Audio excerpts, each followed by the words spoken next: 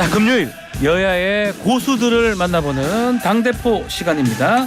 국민의힘 고양시병 당협위원장 김종혁 전 국민의힘 비대위원 나오셨고요. 안녕하세요. 용해인 기본소득당 상임대표 나오셨습니다. 네, 안녕하세요. 용해인입니다. 네, 두 분 저희 인기가 너무 좋습니다. 매주 불러주시면 어떨까요? 매주 하고 싶은 마음은 꿀떡 같지만 또 우리 김종욱 최고위원님이 좀 바쁘시기도 하고 이래서 네, 오늘 한번 조율을 좀 해보도록 하겠습니다. 자, 구속에서 풀려난 김만배 씨, 자 조작 인터뷰는 부인했지만 또 윤석열 대통령이 그 조우영 씨를 봐줄 그런 영향력 있는 위치가 아니었다 이렇게 말을 또 번복한 것 같습니다. 또 인터뷰 보도한 뉴스타파 어제 72분짜리 원본 영상도 지금 공개를 했고요. 이거 어떻게 좀 보고 계시는지요, 이 상황을?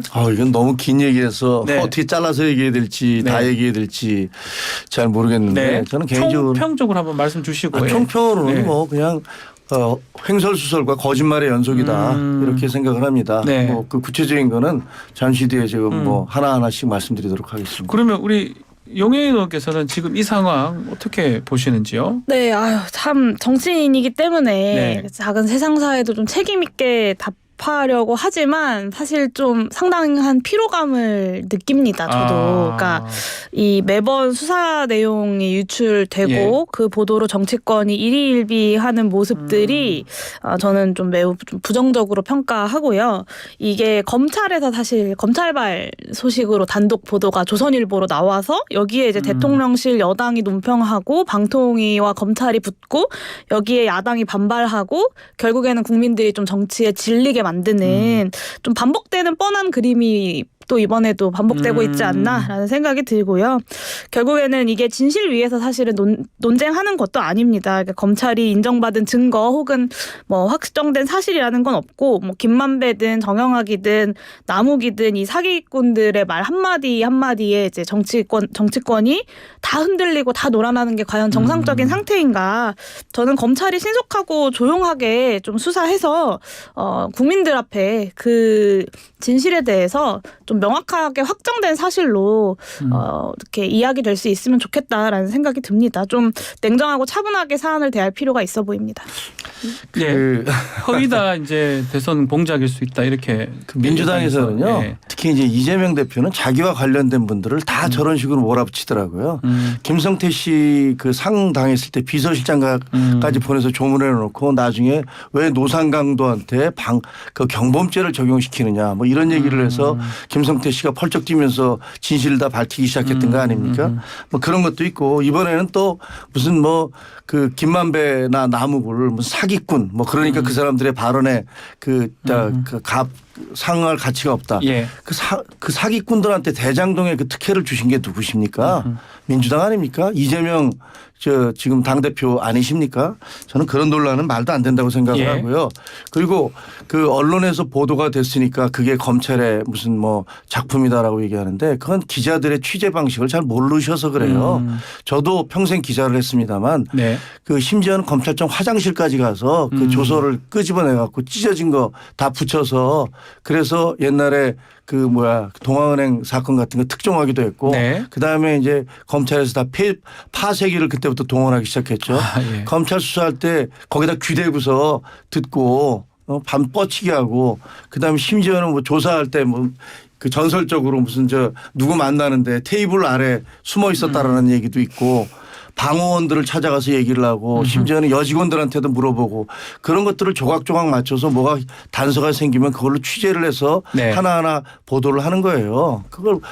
그러면 전 세계에서 검찰이 발표한 내용만을 보도하는 나라가 있습니다. 중국이나 무슨 뭐 몇몇 국가들이 그렇죠. 독재 국가들이 그렇습니다. 만약에 용 의원님처럼 말씀하신다면 자유주의 국가에서 언론의 취재 활동은 아무것도 되지 않을 겁니다. 그것도 정상적인 취재 과정에서 이렇게 된 것이다 이렇게 보시는 저는 그렇게 거죠? 생각합니다. 네. 네, 그거는 뭐 저는 그 부분도 좀 이렇게 진실을 확인하는 과정이 필요하다고 생각하는데요. 일단 그 어떤 혐의를 받고 있는 사람들, 그러니까 구속되어 있던 사람들의 진술 하나하나를 가지고 일희일비하는 거에 대해서 말씀을 드린 겁니다. 그러니까 이것을 뒷받침할 물증이 있는데 그거에 대해서 이야기하는 걸 가지고 누가 뭐라고 하겠습니까? 근데 사실 이 관련돼서 지금 사법적으로 진행되고 있는 이 정치적 문제들이 다 비슷하게 진행이 되는데요. 이 관련자들의 진술이 왔다 갔다 합니다. 그리고 이 왔다 갔다 하는 진술이 이렇게 되면 이쪽 사람들이 써먹고 저렇게 되면 저쪽 사람들이 써먹고 이렇게 일희일비하고 물증은 없고 확정된 어떤 진실이라는 것은 없는 이 상황에 대해서 말씀을 드린 거고요. 그리고 민주당 이재명 대표가 이런 식으로 대응한다고 하셨는데 그건 제가 민주당이 아니어서 잘 모르겠고 그건 이재명 대표한테 가서 하셔야 될 말씀이 아닌가 싶고 언론의 자유를 그렇게 중요하게 생각하신다니 참 반가운 말씀이십니다. 그리고 기자 출신이시니까 또 가장 잘 아실 텐데 사실 검찰이 발표한 내용만 받아 적는 나라가 중국과 북한 이런 나라들 얘기하셨는데 저는 정부가 이야기하는 내용을 그대로 받아쓰라고 하고 있는 이 윤석열 정부에 대해서도 이 김종혁 전 비대위원께서 기자 출신으로서 좀 문제의식을 내부에서 좀 공유해 주시는 것이 필요하지 않을까라는 생각이 좀 듭니다. 네. 이 사건과 관련 이 사건 얘기를 좀 해보죠. 그러면 이게 지금 허위 보도를 한 거네요. 결국은 그렇게 보는 게 맞는 겁니까? 지금 누구든지 상식적인 분이라면 합리적인 판단을 하시는 분이라면 지금 김만배 씨가 하는 얘기들이 얼마나 어처구니 없는 얘기인가를 다 아실 수 있을 거 아닙니까? 예를 들어서 지금 신학림 씨와 만났는데 15년에서 20년 만에 전화 통화를 해서 만났는데 녹취되는지도 몰랐다. 이렇게 얘기를 하세요. 아니 어느 누가 15년 20년 만에 만난 그런 선배한테 세상을 발칵 뒤집어 놓을 수 있는 이런 얘기를 다 털어놓는다는 말입니까? 이게 말이 됩니까? 제가 취재한 어떤 취재원도 그렇게 얘기하는 사람도 없고 상식적으로 보면 누구든지 그게 말이 안 된다는 걸 알 겁니다. 그래서 우연히 만나서 녹취되는 줄 모르고 얘기를 했다? 그건 말도 안 되는 거짓말이라고 생각을 하고요. 그다음에 책을 1.1억 6천 몇백만 원에 1억 6,500입니다. 500인가 200인가 왔다 갔다 하던데 그걸로 샀다는 거 아닙니까? 책 3권을. 아니 이게 무슨 조선의궤입니까? 이게 무슨 조선 왕조실록 아니지 않습니까? 거기다가 그 계약서 어떻게 짜놨습니까? 사실은 인터뷰한 다음에 5일 뒤에 그 돈을 줬다는 거 아닙니까? 그래놓고 그 계약서에는 6개월 전에 그 계약을 한 것처럼 계약서를 꾸몄습니다. 왜 그렇게 꾸밉니까? 이게 의도가 없습니까? 이게 말이 되는 겁니까? 만나지도 않았을 때부터 그 책을 산 걸로 그거 짜놓습니까? 기본으로 말이 안 되는 소리고 거기다가 두 사람의 얘기를 한번 들어보세요. 김만배 씨 뭐라 그럽니까? 이거 예술 작품입니다. 그럴 정도의 값어치가 있다고 생각합니다. 그랬더니 그 다른 야당 패널들 나오셔서 뭐라 그러냐면 그 예술 작품에 대한 평가는 본인이 하는 거 아닙니까? 그러면 제가 박지훈 앵커한테 돌덩이 하나 주면서 이거 예술 작품 그거 받으면서 이 박지훈 앵커가 저한테 1억을 줬어요. 이거 예술 작품이네요. 그러면 그 박지훈 앵커가 예술 작품이라고 평가했으니까 1억을 준 게 뇌물이 아니다. 이렇게 얘기하면 그렇진 않겠죠. 이게 상식적으로 어떤 사람이 그걸 받아들이겠습니까? 저는 기자하면서 그렇게 뇌물 오가는 거 많이 봤거든요. 예를 들면 그림 작품 있잖아요. 화랑 차려놔요. 화랑 차려놓고 1억짜리 정도 되는 그거를 5억에 사줘요. 그러면 4억은 뇌물 아닙니까? 다른 사람들 다 그 1억이라고 1억에 거래되는 거를 5억에 주고받으면서 그러면 이게 뇌물 아닙니까? 상식적인 말씀을 하셔야 돼요. 그러니까 결국 우리 김종욱 비대위원 주장에 따르면 그런 어떤 돈이 오가서 그런 허위 기사가 작성이 된 것이다. 이렇게 지금 말씀. 저는 당연히 그렇게 봅니다. 아마 저뿐만이 아니라 대부분의 상식적인 분들은 그렇게 생각하실 겁니다. 민주당은 좀 달리 얘기하는 것 같긴 합니다. 네, 저는 이 돈 거래가 부적절하다는 것에 이견이 없습니다. 아마 여기 이견을 갖고 계신 분들이 얼마나 될까 싶은 생각이 드는데 이 김만배가 신학림을 통해 한 언론사에 이제 그 허위 인터뷰를 보도시키고 그에 대한 대가를 책 3개간 명목으로 1억 6,500만 원을 줬다. 이게 이제 보도가 된 내용인데 그렇죠. 이 부분은 오히려 제가 이 문제의 여러 가지 이제 여당에서 대통령실에서 제기하고 있는 의혹들 중에 가장 사실관계가 확실하게 기술되어 있는 부분이라고 좀 판단을 하고 네. 당사자들도 금전이 오간 것 자체를 부정하진 않거든요. 예. 그러니까 이 책 3권을 이제 억대의 가격으로 치르는 것은 누가 봐도 이상한 일이고 언론인이 사실 그런 금품을 받는 것도 너무 부적절한 이상하다. 그것 예. 자체만으로도 부적절한 일이지 않겠습니까? 근데 이제 문제는 전반적으로 이 언론이 그러니까 금품이 오고 간 것은 당연히 문제가 되는 건데 여기에 대해서 이제 뭐 정치권에 배후가 있다라는 식으로 이제 여권에서 몰아가고 있는 건 또 정확하게 사실관계가 기술되어 있는 부분은 아닙니다. 그러니까 이 조선일보 그 기사를 보면 첫 문단에 네. 검찰이 김만배가 대장동 의혹 방향을 이재명 후보에서 윤석열 후보로 돌리기 위해서 가짜 뉴스를 만들어냈다라고 써 있어요. 근데 네. 이게 그러니까 증거가 없습니다. 이 문장을 뒷받칠 만한 증거가 그 기사에 나오지 않고 예. 이 사실은 증거가 없다면 상상이라고 볼 수밖에 없는 이 한 줄에 지금 대통령실부터 시작해가지고 그 고위 관계자가 비실명으로 이제 성명을 내고 언론들이 다 받아쓰고 정치권들이 다 나서서 이것에 대해서 논평하고 모든 방송에서 이 사안을 다루고 뭐 검찰에서 특별수사팀 꾸리고 그 뭐 방통위에서도 문체부에서도 관련 대책을 마련하겠다라고 하고 있는 이 상황이 좀 얼마나 좀 어이없고 한심한 일인가라는 생각이 듭니다. 네. 그 대선 공작 얘기하면서 김기현 대표도 어젠가요? 요거 국가 반역죄 뭐 사형 처할 이런 얘기했는데 그럼 결국은 민주당이 이제 배후에 있다. 이재명 대표에 있다. 뭐 이런 뉘앙스로 보이기도 합니다. 아니 모든 게요. 네. 어떤 그 경찰이나 검찰 그리고 기자들도 마찬가지인데 어떤 사건이 터졌을 때 그 사건의 범인이나 배후를 잡으려면 도대체 그로 인해서 이득을 받는 사람이 누구냐. 이익을 본 사람. 라는 예. 걸 추적해 가면 되는 거예요. 아무런 이유 없이 범죄를 저지르는 건 뭐 이번에 길거리에서 묻지마 살인처럼 네. 뭐 제정신이 좀 아닐 수도 있거나 뭐 말이 안 되는 사회적인 어떤 그 낙오자라든가 뭐 이런 사람들이 아니라면 어떤 범죄 같은 것들 더구나 이런 것들이 잘 조직된 그리고 계획된 네. 그런 범죄로 보인다면 거기에는 분명히 의도가 있는 거고 그로 인해서 이득을 얻는 사람이 있습니다. 그럼 김만배 일당 그리고 신학님 씨 네. 뭐 이런 분들이 서로 왔다 갔다 하면서 했던 이 보도로 인해서 가장 크게 이득을 얻은 분이 누굽니까? 당시 이제 이재명 후보. 누가 봐도 이재명 후보 아니시겠습니까? 그러면 언론에서 거기에 대해서 의혹을 제기하는 것이 너무나 당연한 거죠. 네. 아니 어떻게 이렇게 엄청난 시대의 거짓말이 만들어졌을까? 그리고 그런 것들로 인해서 이득을 얻은 사람은 누굴까? 네. 이런 것들을 문제 제기하는 것들을 그런 것들을 하지 말라고 얘기하는 거는 저는 기본적으로 말이 안 된다고 생각을 하고요. 네. 그다음에 이 내용을 한번 보세요. 이번에 이제 확인이 됐지 않습니까? 뉴스타파가 72분인가에 걸쳐서 예. 그 내용을 다 공개를 했어요. 그 내용 공개해 봤더니 그 안에 김만배 뭐라고 그랬습니까? 계속 신학님 씨가 한쪽으로 몰아가는 듯한 질문을 합니다. 윤석열이 그래서 해준 거야? 안 해준 거야? 뭐라고 그럽니까? 윤석열이 뭐 안 해줬다. 박모 검사도 아니고 커피 누가 타준 거야? 직원이라고 하더라고요. 그러니까 직원이 타주니까 그냥 본인이 마신 거지. 이런 부분들이 본인 입으로 돼 있습니다. 그러니까 그것도 이 김만배 씨가 했던 다른 얘기하고는 또 달라요. 그러니까 같은 인터뷰 내에서도 왔다 갔다 해요. 근데 그 부분은 싹 빼버립니다. 그렇죠?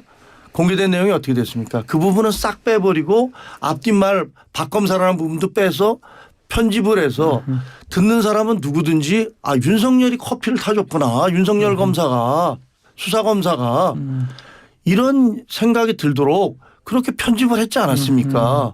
그런 편집을 한 의도가 뭡니까? 저는 언론인으로서 제가 국장이라면 네. 이거는 그 징계위원회를 열어서 이 사람은 해고를 시키든가 데스크였다면요. 예, 책임을 물어야 돼요. 이거는. 아니 누가 봐도 이렇게 조작을 했고 나중에 보니까 그게 무슨 5군데인가가 편집된 흔적이 있다라고 그게 발표됐을 때부터 그 얘기가 나왔었습니다. 네. 근데 이번에 지금 확인이 되고 있는 거죠. 네. 그리고 그 더 웃긴 거는 8월 31일 날 대장동 사건이 터져서 시끄러워지기 시작했습니다. 네. 야 이제 이러면은 윤석열이 이기겠네 이런 얘기들이 막 터져 나오지 않습니까? 근데 9월 15일 날 이 인터뷰가 이루어집니다. 네. 그러면서 김만배는 조우영한테 야 형이 이거를 광야로 엉뚱한 데로 끌고 갈 테니까 넌 그냥 그렇게 알고 있고 나중에 연락 오면 그냥 커피 마셨다고 해.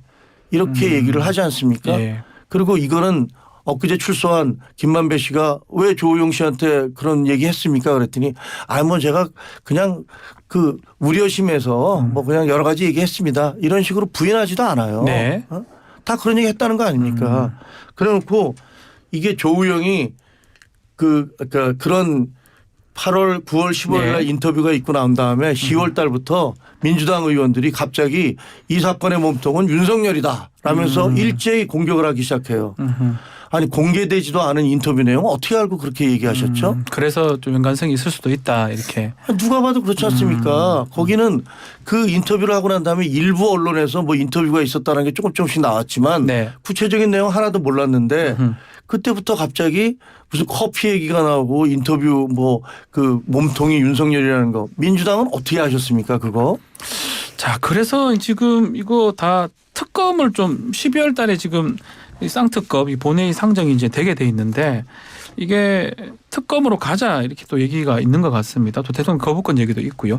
우리 같이 한번 네. 영 의원님 말씀 주십시오. 일단 그 말씀하신 그 내용들은 네. 그러니까 보도에 대해서 어떤 이렇게 문제 제기할 수 있다고 생각해요 누구나. 그러니까 그리고 그것이 뭐 각자가 판단하는 부분에 따라서 이것이 허위인지 아닌지에 대한 문제 제기를 할 수 있다고 생각하는데 네. 그것이 곧 배후설로 연결되는 건 아니죠. 그러니까 제가 그 지점을 계속해서 말씀드리는 거고요. 그러니까 이 허위 인터뷰 주장과 배후설이라는 것이 바로 연결되는 것이 아닌데 정부 여당에서 이것을 굉장히 무리하게 연결짓고 있다는 겁니다. 그리고 그 언론과 검찰과 정치권은 저는 책임 있게 문제 제기를 해야 된다고 생각합니다. 정부 여당에서도 그런 것을 계속해서 요구하시는 것 아닙니까? 그러니까 자신들의 주장을 뒷받침할 근거와 그리고 증거가 있어야 문제 제기도 하는 것이지 그냥 내가 봤을 때 좀 이게 마뜩지가 않아 이상한 것 같아 이런 방식으로 문제 제기를 할 수는 없는 거다. 그거는 책임 있는 자세는 아니다라는 생각을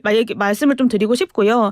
이득을 본 사람이 누구냐라고 하셨는데 그러니까 그런 방식으로 접근하면 모든 게 다 똑같습니다. 그러니까 그럼 이 배후설로 이득을 보는 사람은 누구죠? 이 홍범도 장군을 둘러싼 이념 논란 뭐 기타 등등등 해가지고 지금 어려운 이 상황을 타개할 수 있는 이득을 보는 사람이 과연 누구죠? 이런 방식으로 접근하는 것이 좋은 방식은 아니지 않습니까? 그래서 이런 방식으로 접근하는 것은 굉장히 좀 문제가 있다는 점을 말씀드리고요. 그리고 저는 가장 심각하다고 보는 건 그러니까 이 뉴스타파의 이 보도에 대해서 문제점들을 짚고 개선 방안들을 확인해 나가고 만약에 잘못된 부분들이 있다면 바로잡는 과정들은 필요하다고 생각합니다. 근데 이런 식으로 지금 정부 여당에서 프레임을 만들어서 다 같이 일제히 공격이라고 아까 얘기하셨는데 지금 정부 여당이 일제히 공격하고 있죠. 일제히 공격하면서 프레임을 만드는 건 사실은 대통령실과 여당이 검찰에게 이것을 윤석열 몸통 조작 사건이라고 수사하라라고 가이드라인을 주고 있다는 점이 저는 가장 큰 문제라고 보고요. 네. 그러니까 그 특검은 저는 아직은 이제 아주 진지하게 고민해 보지는 않았으나 어쨌든 대장동 특검이 이제 연말에 12월 달에 올라올 상정이 것이기 될 때문에 겁니다, 그때 이제 논의를 하면서 이 사안들까지 포함이 되게 될지는 좀 판단을 해봐야 될 것 같습니다. 그러니까 이 정권의 입맛에 맞춰서 수사 내용 유출하고 그리고 조선일보랑 팀플레이하고 검찰에 가이드라인 주는 것처럼 그 대통령실이 사실관계를 입증할 수 없는 어떤 의심, 뇌피셜을 가지고 고위관계자 공식 성명을 내고 저는 이런 방식으로는 사실 검찰 스스로도 본인들이 정치검찰이라는 오명을 벗지 못할 것이라고 보고요. 오히려 대통령실에서도 그리고 정부 여당에서도 이런 의혹을 누명이라고 생각하신다면 대장동 특검의 이 내용까지 포함해서 적극적으로 대장동 특검을 하자라고 나서시는 것이 뭐 본인들의 누명이라 주장하시는 누명을 벗는 데도 도움이 되지 않을까. 그래서 연말에 이제 대장동 특검이 표결이 되게 될 텐데 그 전에 여야가 합의로 이 부분을 좀 처리할 수 있으면 좋지 않을까라는 말씀을 좀 드리고 싶습니다. 네, 김종욱 위원님. 네. 아니 이득을 받은 사람이 뭐 그런 식으로 따지면 너무 많다 이렇게 얘기를 하시는데 그 홍범도 장군에 대한 건 가치 평가잖아요. 가치 논란입니다. 서로 다른 가치를 가지고서 그 논란이 되고 있는 거고 지금 논란이 되고 있는 범죄 사실이에요. 아니 범죄 사실에 대한 배후 의혹을 제기하는 것과 그다음에 가치 논란에 있어서 서로 치고받는 공방이 이루어지는 것을 같은 수준으로 알겠습니다. 보는 건 예. 일단 이 말씀만 틀렸고. 그러면 그 부분에 대해서 이 짧게 말씀만 말씀 드릴게요. 예. 양평고속도로 종점 변경으로 이득을 보는 사람이 누구죠? 예, 알겠습니다. 최상병 사망 사건 수사 무마하기 위해서 외압을 가했다. 그 외압을 가해서 이득을 본 사람이 누구죠? 이게 그런 방식으로 접근하면 한도 끝도 없다는 그렇습니다. 말씀을 이게- 드리는 겁니다. 이게 외곽으로 가서 그 본점과 벗어나니까 네. 얘기하고 싶지는 않지만 네. 양평 고속도로로 인해서 이득을 받았다라는 그 누가 이득을 받았다는 겁니까? 김건희 여사 일가가 이득을 보시겠죠. 종점이 변경되면. 아니 종점이 변경됐을 때 집값이 하나도 상승하지 않는다는 게 여러 차례 나왔는데 또 그 상승하지 말씀을 하시는 않는다는 건 증거가 어딨죠? 제가 보기에는 알겠습니다. 아니 그러면 용 의원님은 무슨 근거로 얘기를 하세요? 상식적으로 요거는 뭐 주제가 아니어서. 네. 좋습니다. 예. 그거 놔두고 예. 그다음에 고속도로가 한번 생각을 개통되면 해보세요. 땅값이 오르죠. 만약에 예. 김만배가 이재명 대표에게 이득을 주려는 이유가 아니었다면 네. 그리고 김만배 입으로도 야 이재명 대통령 되면 모든 게 다 끝나라고 네. 얘기했던 걸로 얘기가 되고 있는데 알려지고 네. 있는데 그게 아니라면 왜 갑자기 15년 20년 만에 만난 사람한테 그 있지도 않은 사실을 그 인터뷰를 하고 그다음에 거기다가 1억 6천만 원이 넘는 거액을 책 3권 값으로 줍니까?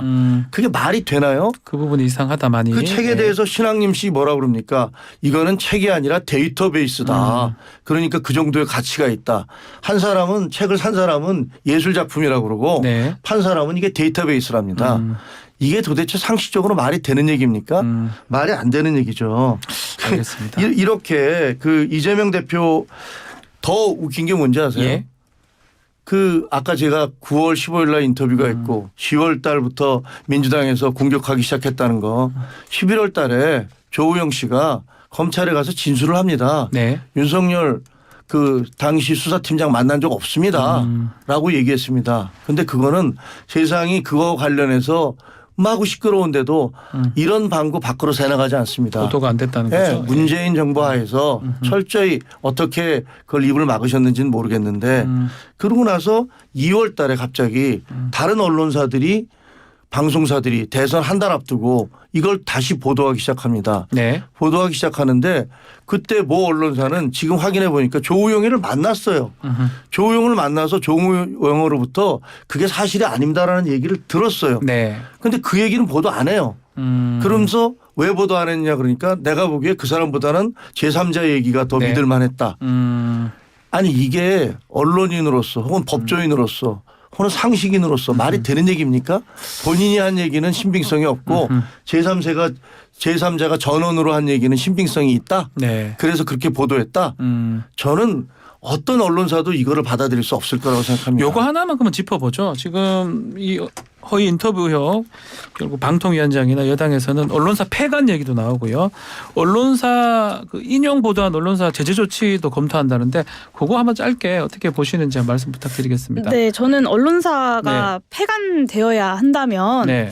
아무 증거도 없이 배후설을 유포한 조선일보도 같이 폐간되어야 되지 조선일보요? 않을까라는 아. 말씀을 좀 드리고 싶고, 예. 그러니까 부적절한 관계가 의심되는 보도 관련해서 자료를 이제 제대로 검증 못한 뉴스타파도 문제가 있죠. 그리고 네. 그래서 이제 그 내부 진상조사도 하게 된 건데 이미 이제 기존 시스템으로 언론의 과잉 보도나 허위 보도에 대해서 제재 방안들이 있습니다. 네. 그래서 이 제재 방안들 활용해서 문제가 되는 부분을 바로 잡으면 되는 겁니다. 근데 여기에 이제 권력자들이 나서가지고 언론을 폐간시켜버리겠다라고 나서는 것이 과연 정상적인 상황인가라는 말씀을 드릴 수밖에 없고, 자유민주주의 국가에서 이렇게 언론사를 폐간시킨다, 그것도 폐간시킨다라는 말들이 이제 장당하게 나오는 것이 저는 굉장히 놀랍고 그런 사례를 들어본 적이 없습니다. 예. 그러니까 뭐 사실 중국이나 북한 같은 나라들에서나 가능한 일이고, 캄보디아 같은 나라에서 이제 38년 동안 철권 통치를 했던 훈센 정권이 이제 그 언론사 폐간 조치를 했다가 국제사회에서 무늬만 민주주의 국가다라고 이제 비판을 받기도 했고요. 그리고 홍콩에서도 민주진영의 매체들이 잇따라 폐간을 하면서 뭐 조선일보를 비롯해서 우리나라 많은 언론들이 또 비판을 하기도 했습니다. 그리고 네. 미얀마 군부 독재 과정에서 이루어지는 언론 탄압들에 대해서도 마찬가지고요. 그래서 이런 방식으로 굉장히 폭력적으로 이 언론사를 폐간시켜버리겠다라는 것이 과연 자유민주주의에 어울리는 사고방식인가라는 문제 제기를 할 수밖에 없고 네. 같은 논리라면 지난 양회동 열사 분신 당시에 CCTV를 입수해서 분신 방조 따위에 좀 악의적인 날조 기사를 썼던 조선일보부터 아웃시켜야 된다라는 말씀을 이동관 방통위원장께 드리고 싶습니다. 당시에 정말로 정부 여당이 일제히 공격했어요. 네. 원희룡 국토부 장관이 바로 페이스북에 공유해가지고 비판하고 여당 정치인들이 전부 인용하면서 양해동 열사와 그 동료들을 모욕을 했습니다. 근데 결국에는 조선일보 스스로가 오보라고 인정하지 않았습니까? 네. 심지어는 여기에 이 CCTV를 검찰이 제공한 거 아니냐라는 의혹도 있습니다. 여기에 네. 대해서도 밝혀지지 않았죠. 그러니까 하지만 그렇다고 해서 저는 조선일보를 폐간시켜야 된다고 생각하지 않습니다. 그것도 권력이 나서서 이런 방식의 문제 접근은 자유민주주의를 그렇게 수호하겠다고 이야기하시는 윤석열 정부에게 어울리지 않는 방식이다라는 말씀을 좀 드립니다. 김정우 위원님. 정치인들의 정치적 발언을 네. 뭐 고지고대로 예. 받아들일 필요는 없을 것 같은데 저는 이런 생각을 합니다. 지난 선거 때 이 뉴스타파 내지는 그 이후에 뉴스타파가 일요일 저녁에 갑자기 터뜨린 그 보도 그리고 선거를 이틀 앞두고 그 다음 날과 다음 날 일제히 그 여론조사도 공표도 금지되는 그 기간에 MBC, KBS, 오마이뉴스 뭐 다른 쪽에서도 막 보도를 했어요. 그걸 보고 야 알고 봤더니 정말 이재명 후보는 억울하구나. 이 몸통은 윤석열이구나. 정말 나쁜 사람이네. 이렇게 생각하면서 투표를 한 분은 얼마나 될까. 적지 않을 거라고 생각을 합니다. 저 같아도 이거 말이 돼? 근데 저는 그 전에 뭐 취재했던 이런 내용이나 이런 것들로 해서 저거 이상한데라고 생각을 했지만 네. 아마 많은 사람들이 적어도 중도 진영에 있던 사람들은 야 알고 보니까 이게 말이 안 되는 거짓말을 윤석열이 했던 거네. 이렇게 생각하고 투표를 했는 분들이 꽤 있을 거라고 생각합니다. 네. 지난번 선거의 차이는 0.73%였습니다. 만약에 0.73%를 넘어가는 분들이 그 거짓말에 현혹돼서 투표를 했다면 아마 지금 역사는 바뀌어 있을 것이고 승자가 된 이재명 대통령 치하에서 아마 이런 문제가 제기가 됐을까요? 김만배의 거짓말 이런 식의 어떤 거짓 인터뷰 조작 이런 것들 다 묻혀버렸을 겁니다. 네. 2002년 저는 기자 당시에 의인 김대엽 민주당이 그렇게 의인으로 떠받들었던 의인 김대엽이 이회창 총 그 후보의 아들들이 병역 비리가 있는데 그거를 그 조작을 했다. 그런 테이프를 들고 나왔습니다. 나라가 발칵 뒤집혔어요. 그렇죠. 네. 선거가 끝났습니다. 노무현 후보가 이겼습니다. 네. 그다음에 이분 어떻게 됐습니까? 나중에 이 거짓된 혐의로 1년 8개월 받았습니다. 네. 그것도 한 달 전에 가석방 됐어요. 나라가 온통 뒤집어졌는데 그다음에 이 정도 처벌을 받았습니다.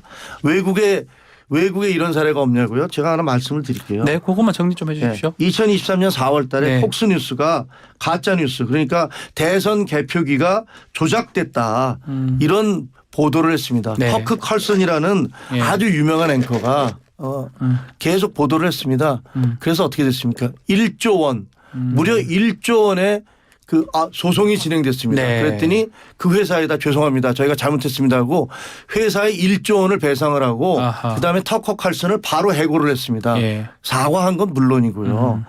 우리나라에서 어떻게 됐습니까? 아까 말씀드린 대로 이런 식으로 이거는 새빨간 거짓말을 해놓고서도 그 의인 김대엽처럼 혹은 이번에 신앙님과 김만배처럼 이런 일들이 그냥 넘어간다면 뉴스타파의 행위가 용인된다면 이 민주주의 좋아하시잖아요 다들. 네. 민주주의 꼭 가야 됩니다. 민주주의 근간을 선거에서 흐트러뜨리는 이런 행위들 이거 용납하면 안 됩니다. 필요하다면 진짜 폐간도 해야 된다. 이렇게. 폐간이 아니고 법적인 문제를 법적인 문제. 법적인 조치를 따져서 네. 이거는 무슨 정부가 나서서 폐간이고 뭐고 할 게 아니라 이거는 소송을 통해서 거기에 대해서 민형사상의 책임을 반드시 물어야 되고 네. 그거를 통해서 책임을 지게 만들어야 됩니다. 네. 네, 그 정리해 주십시오. 이제 네, 이 주제로 마무리해야 김동혁 되겠습니다. 비대위원께서도 폐간을 시키는 것에는 네. 동의는 안 하시는 건 아닙니까? 그러니까 네, 안 합니다. 그건. 네, 그러니까 그리고 말씀하신 그 해외 사례도 폐간을 시킨 것은 아닙니다. 그러니까 제가 말씀드린 것도 바로 그 부분이에요. 그러니까 기존의 제도들을 활용해서 문제가 된 보도에 대해서 책임을 물을 수 있다는 겁니다. 네. 근데